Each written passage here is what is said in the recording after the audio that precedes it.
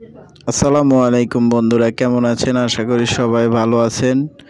তো বন্ধুরা, আজকে আমরা তিনটি রং দিয়ে অনেকগুলো রং তৈরি করে দেখাবো।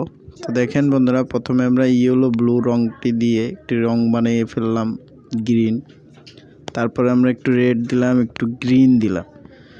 তো তৈরি হয়ে গেল আমাদের একটি ডিপ রেড কালার। তারপরে আমরা একটু ব্লু, একটু গ্রিন, দুইটা মিশিয়ে তৈরি করে ফেললাম আমরা একটা পেস্ট কালার। তারপর একটু ইয়েলো দিলাম, একটু রেড দিলাম, মিক্স করতে হবে।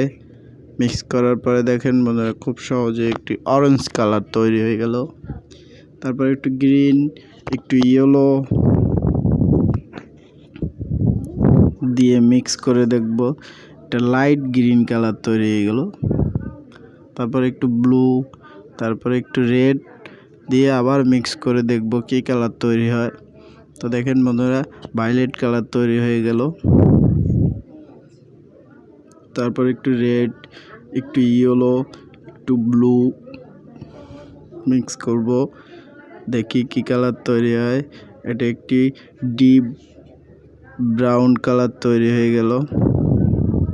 তারপরে বন্ধুরা দেখেন, একটু ব্রাউন, একটু ব্লু নিলাম, তো ডিপ ব্লু